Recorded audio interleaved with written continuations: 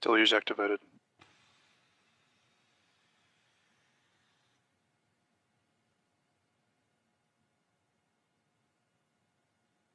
T-minus 20 seconds and counting.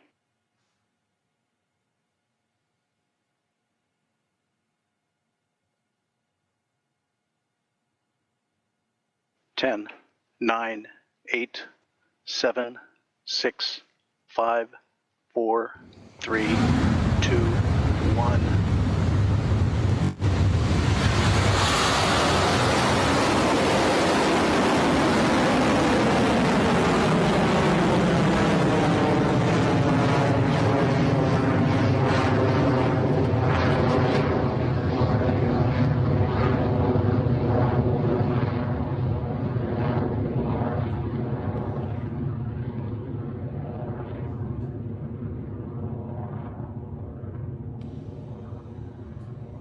HVB discharge is nominal.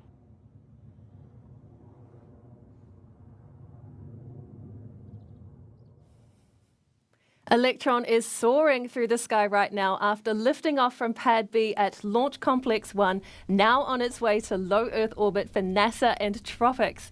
The first launch milestone the rocket will pass through is max Q, when the forces against Electron are at their peak as the rocket moves quickly through the atmosphere. Mission Control is expected to call that out on the net shortly.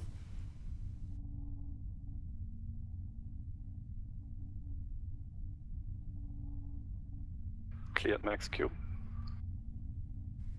Great news there with max Q and onward and upward for Electron. It has only been about a minute since liftoff, and already the rocket is at its speeds of over 2,000 kilometers an hour, a mere fraction of the 27,000 plus kilometers an hour that is orbital velocity, which will reach ahead of payload deployment in the next 30 minutes or so.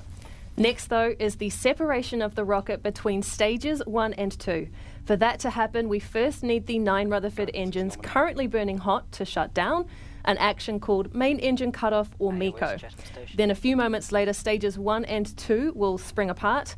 We'll hear that called out as stage separation. Then the single space-optimized Rutherford engine on the second stage will light up and carry on with the TROPICS mission. Those milestones should be taking place at around T plus 2.5 minutes.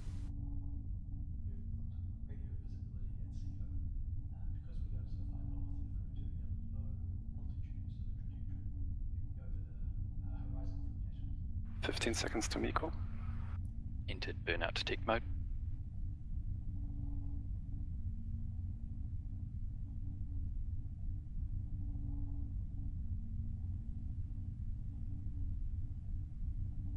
MECO confirm.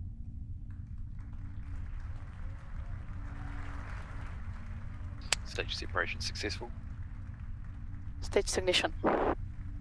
Exactly as we expect, there goes MECO, stage separation, and we can now see that the Rutherford engine nozzle is glowing hot on the second stage. The TROPICS satellites remain in good health on the Electron, and soon the rocket's onboard computer will command the fairing to separate and fall away.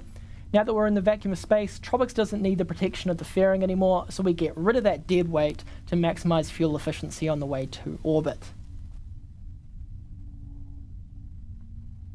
Fairing separation successful. If you're looking at the screen at the right moment just there, you will have seen those 2 nose cone halves falling away as planned with the fairing separation. Electron is performing nominally on its way to orbit with a few minutes between now and our next mission milestone, the battery hot swap for our second stage engine at around 6 minutes, 52 seconds into flight.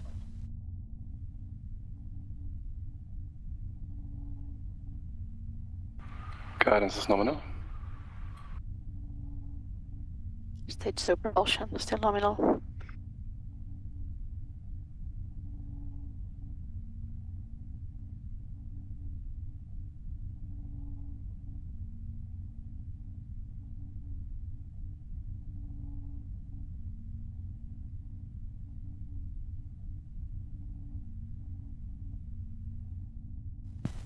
Electron and TROPICS are moving at a good pace right now, well over 8,000 kilometers an hour at the T plus 4 minute mark into the mission. The vehicle is currently at 234 kilometers in altitude, with another 300 or 50 so kilometers to go until we reach our 550 kilometer destination.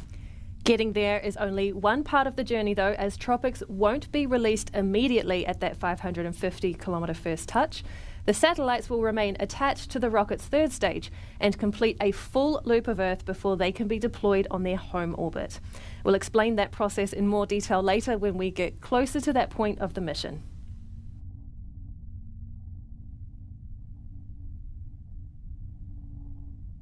Stage 2 propulsion hold nominal.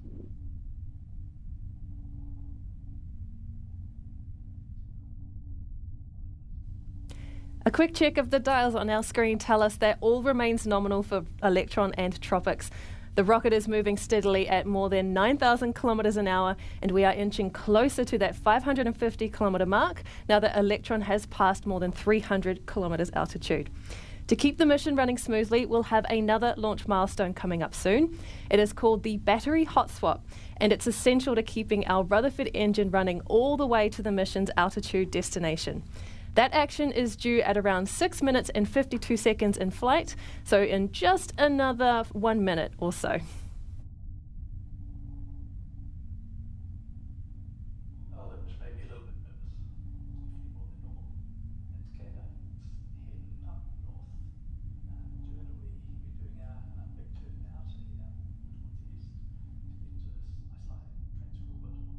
Guidance is nominal, 200 seconds remaining. What we call the battery hot swap maneuver is a unique action for our Electron rocket. When the first two battery packs supplying power to our electropumps on stage 2 are close to being drained, Electron switches to a fresh battery that will ensure the Rutherford engine lasts the distance to orbit.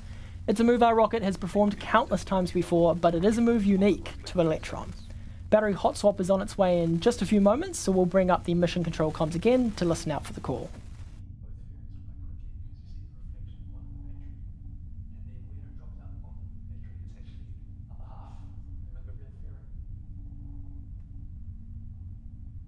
Throttling down.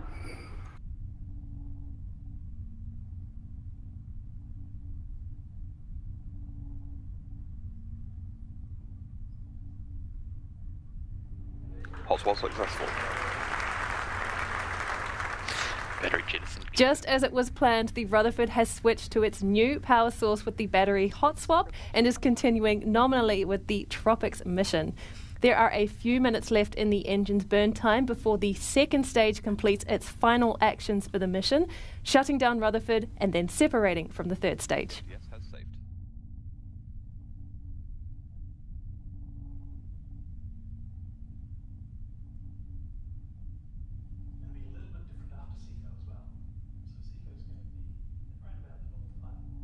HVB discharge holding nominal.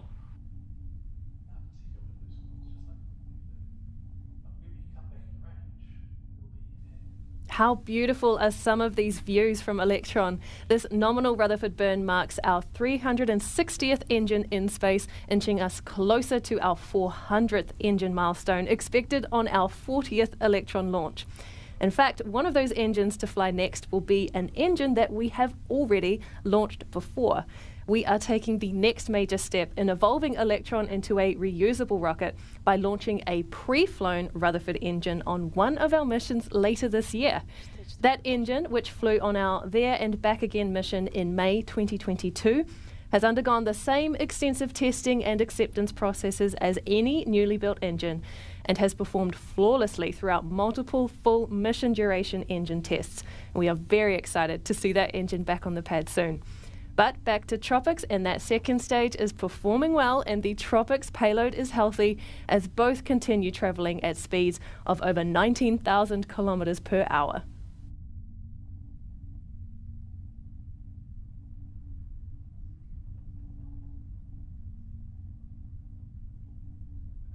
Entered burnout detect mode. All right, at T plus 8 minutes 56 seconds into this mission for NASA, and we are nearly in orbit. In a few moments, we'll be able to see that red hot engine nozzle there start to turn cold once the engine on stage 2 shuts down. Mission control will call out these actions. Listen out for SECO confirmed on the nets coming up shortly.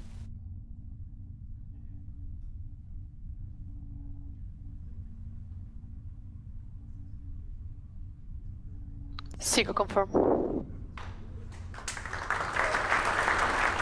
There it is from Mission Control, met with a good cheer from our team. Seco and stage separation confirmed. That means our kick stage and TROPICS satellites are now in their phasing orbit of Earth. It's been a perfectly nominal mission so far, but Electron's work isn't quite done yet.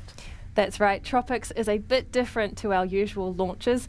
For this mission, the second stage sending the kick stage directly into a circular orbit, rather than the kick stage taking the satellites on its usual elliptical journey around Earth first.